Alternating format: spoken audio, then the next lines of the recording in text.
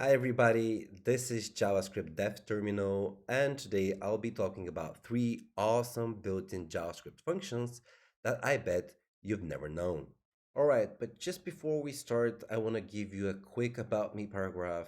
I've been a full stack developer for already 2 years, and I decided that I want to share my knowledge about JavaScript, React, and other supporting libraries that help us and make our lives easier. So today we're going to talk about three not so popular but very powerful features of JavaScript. And they are conditional object properties as the first one. We got conditional object grouping as the second. And the third one is regex extraction of groups. So let's find out what they're about. All right, so let's get started. The first thing on the list is conditional object property. I'm going to show you how I'm going to achieve this the way you would normally do it. So I'll start by initializing an animal object, which has a type of dog. Now imagine I have a person object with the name John, and I want to conditionally add a property to person object depending of animal type.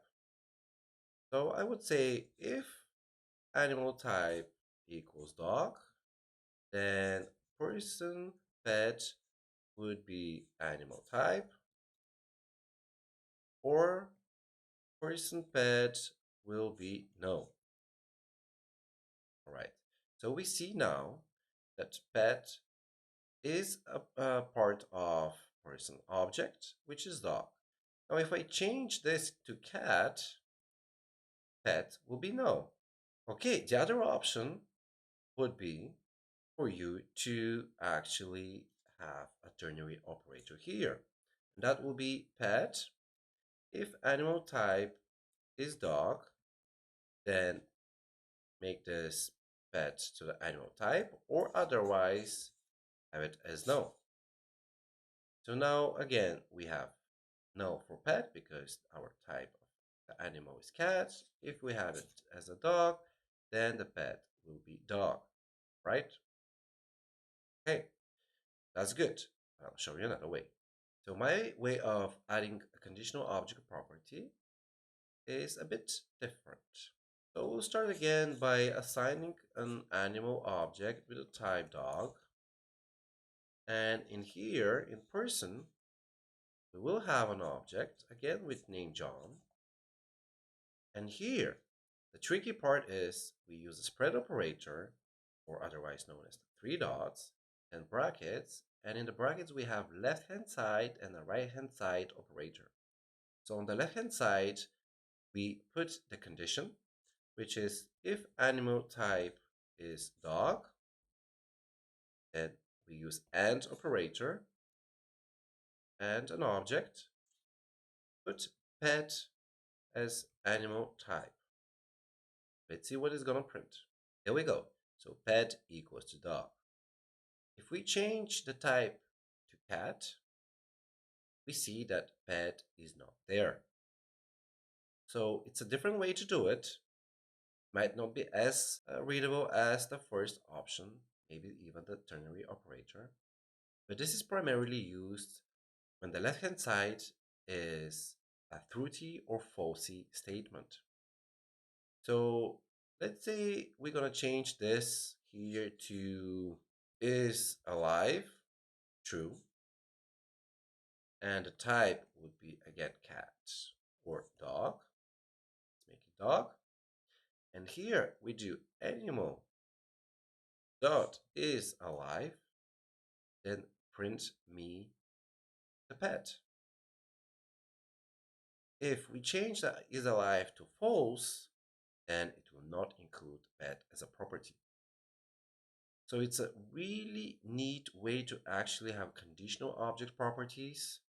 The difference between this way and a ternary operator, as in here,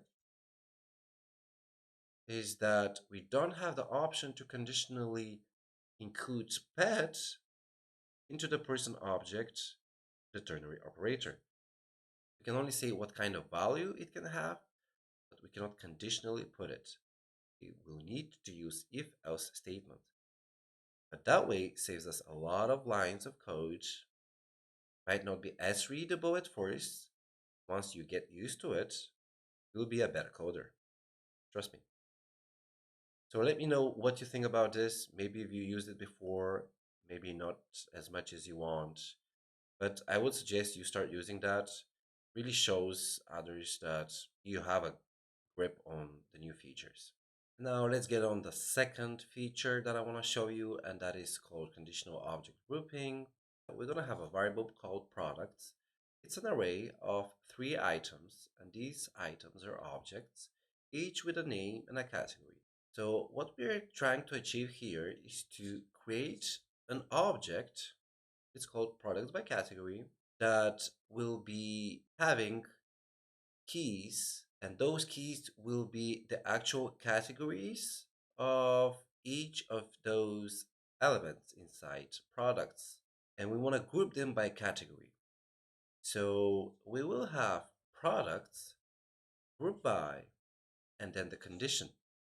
And this condition will be we take each product and we construct by the category. So now if we see what is going to print, we see that we have an object that has a key, fruits, and the value of fruits is an array of all elements that have this category. And again, the second key is vegetables, and we have a list of just one item that has a category of vegetables. If we want to add additional one here, and that will be lettuce. Now we save this. We see that we have 2 fruits and 2 vegetables, as we have it right here. Let's say here we add quantity 2. We copy this and we paste it here. And we have 5, 0, and 0 here. Now, as we have the quantity of each of those products, we can have a condition that says if the product quantity is bigger than 0, then the name of the key that we want to group them by will be the actual product category. Otherwise, if the quantity is 0 or less, then the name of the key that we want to group them by will be called no stock. And now what do we have here? We have fruits because they have quantity more than 0. And for all of the other elements that have 0 or less quantity, we add them to a key called no stock. I find this new feature quite useful. It saves a lot of lines of codes to achieve this through the array reduce function. Let me know what you think about this feature. I find it really useful. It is actually already implemented in most browsers besides Safari. Well, we know Safari is always lagging behind, but who knows, maybe they will improve in the future. So just be wary of that, but it is possible to use that. And another thing to mention is that while this can be used natively in browsers already, if you want to use this in Node.js environments, you have to include the polyfill, which package is called core-js. Okay, so far so good. Let's get on the last one that I want to show you, and it's called Regex extraction of groups.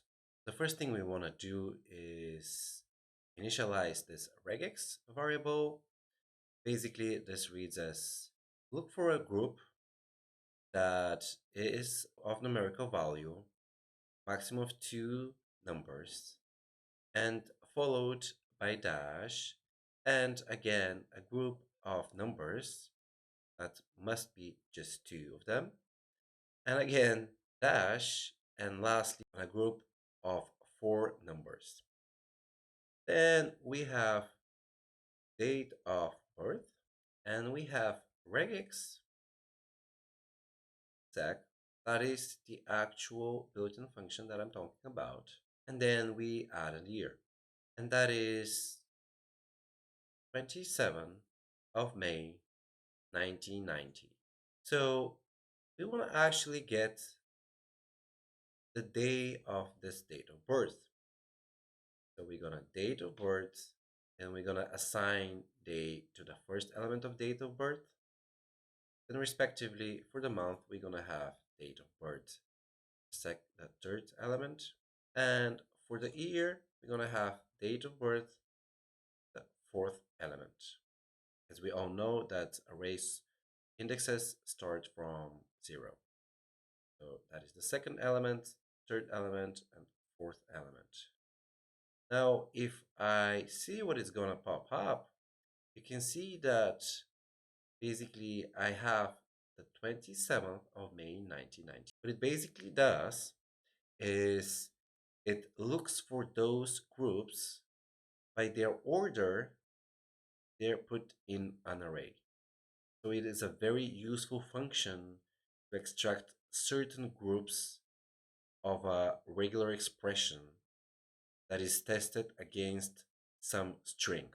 Thank you guys for watching. I tried to show you all of those three functions as best as I could, and hopefully I'll see you in the next video. In the meantime, like and subscribe if you like this video. I'll see you around.